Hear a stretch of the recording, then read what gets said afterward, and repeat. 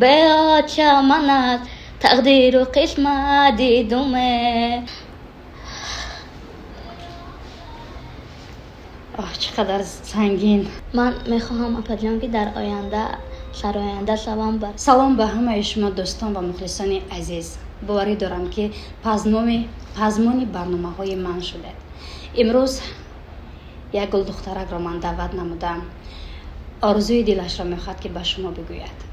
آن آرزوهایی که در دلش هستند و امروز نمیتواند به کسی بگوید. و خواستم که مقصدش چقدر باز بود که با من زنگ میزد، در سایت های اجتماعی می نویست که پای فرانوز یک بار از نزدیک صحبت کنیم و امروز دعوتش کردم و خواستم که انا همین گفته های ناگفته های دلش را یک جا گوش کنیم. شکرانه جان خوش آمدی. آمد باشین. شکرانه جان به کدام مقصد مرا اینقدر گفتن که از نزدیک یک بار صحبت کنه؟ من میخواهم اپا جان که در آینده شوم برای همین و چند کس توصیه دادم، شما رو پیشنهاد کردن، گفتن که با فرانوز مراجعت کنین. امروز من با نزد شما آمدم، در شبکه‌های اجتماعی با شما نوشتم. سلامت باشد. شکرانه جان همگی چند سال داری؟ 21 سال میشه؟ ها 21 سال است. آفرین. شکرانه جان برای چی میخوای که این کسب رو انتخاب کنی؟ میخوام که همین از خوردی همین کس رو نقل دیدم، میخوام همین کس آرزوی دل ما برآورده کنم. من یک بار تماشا کرده بودم که شما آمده بودید، یک چند سایت اجتماعی داره در اینستاگرام، با سرود خوانده شما زمزمه میکنید نزد آینه ده. ها جان. شما در کجا زندگی میکنید؟ من در ناحیه مومن‌آباد زندگی میکنم، در خانه بیبی و بابا.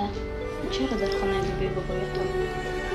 من از خوردی میخواهم در شهر زندگی کنم، آرزو دارم، ولی وقتی به شهر میایم مردم ها مرا به چشم دیگر مینگرند.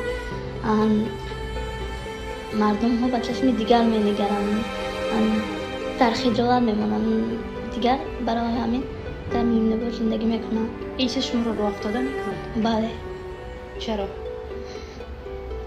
چون که رسم هر یکی ما الله هست. شکرانه جان خودتون رو به دست گیرید. آینده درخشان دارید. به یک نیت نیک آمده اید، به یک آرزوی بزرگ آمده اید. من باوری دارم که شما را دوستان، مخلصان، برادران، اپاهای ما دستگیری میکنن و از خود انا همون مومن‌آباد آمده اید برای دستگیری کردن، برای سراینده شدن. میتونید که یک پارچه سرود بحر مخلصان پیشنهاد کنید؟ بله. مرحمت. بیا چگیره با دو چشمی سردی دومه، از آبهای به چگیره فهمیدومه، بیا چره مگن یتیمی پرسیدن، بیا چمن از تقدیر و قسمت دیدومه، بیا چره مگن یتیمی پرسیدن، ای چمن از تقدیر و قسمت دیدومه. تشکر زیاد. شکرانه جان چرا اینقدر علم دارد؟ یک نمود آه کشیدید که دلم ریش شد. شکرانه جان آرام. هر چیزی که در دلتان هست بگویید. پدر و مادر هستن؟ بله. چرا از پدر و مادر دو زندگی میکنید؟ من از خوردی در مومن‌آباد زندگی میکنم.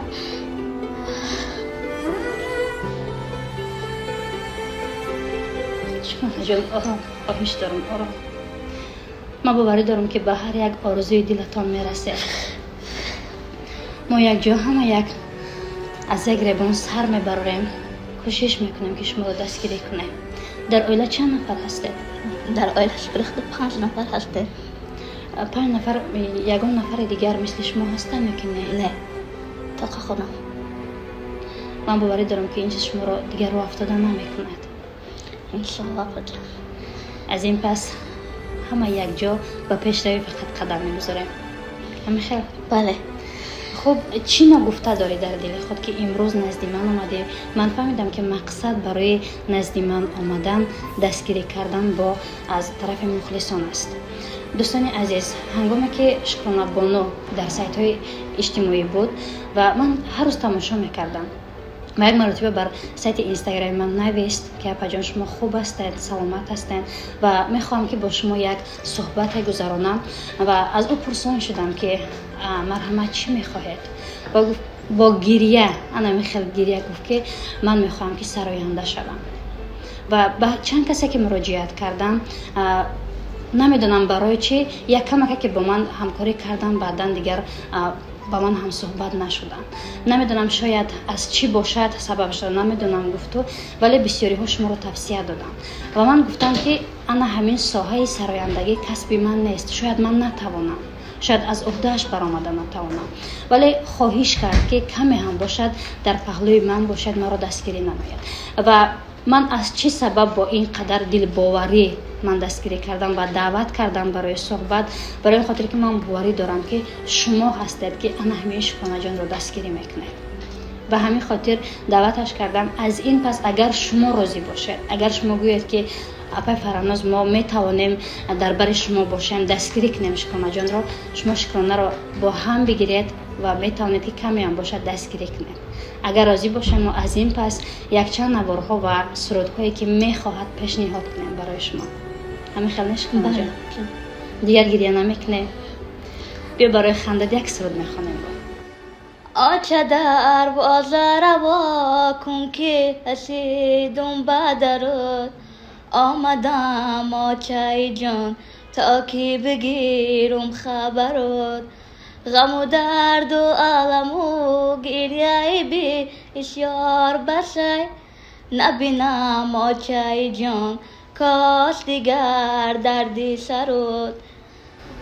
شکر زیاد. اینقدر از مادر حرف میزنید شکرانه جان؟ چون اشپردی در برم نبود، در مومین‌آباد بودم، پدر و مادرم در سنبه زندگی میکنن. شما مهری مادر رو کمتر دیدید، شما رو بیبیتان کلام کرده است. چقدر سنگین. از این پس اگر یک جا پیش روی کنیم، شما در دوشنبه زندگی میکنید؟ بله. در نزد مادرتان؟ در مومین‌آباد با کی؟ با تنها بیبیم بابایتان زندگی میکنید تمام؟ بله. یکم جا میخوانید؟ بله مکتب میرم نمیخوام. صنف چندم؟ صنف 10 را تمام کردم یا دستم. چرا شما 21 سالید ولی امسال صنف 11 میشوید؟ چون وقت من خوردی بعد معده بد بودم، وقت من معده بد بودم مرا نبردم، من وقتی کم کلان شدم چی شدم بعد با مکتب گذاشتم. زنده و سلامت باشین.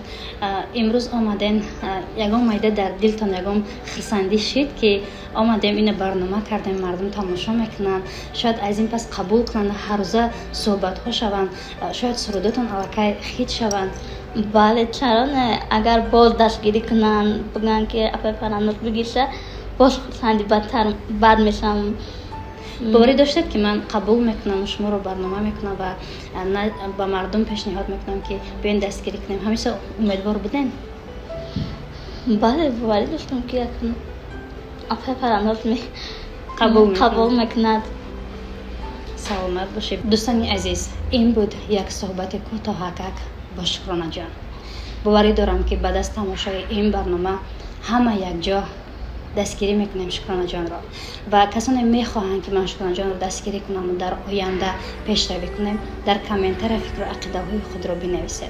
اگر کسانی باشند که برای دستگیری کردن، برای سرودهایش، برای آیندهش مرحمت من رقم واتساپ را میگذارم، نویسید، همه یک جا همکاری میکنیم و شکرانه جان را برای آیندهش که آینده درخشان داشته باشد و برای زندگی خودش کمی هم باشد روزگار زندگی خود را پیش برده تواند، همه یک جا دستگیری میکنیم.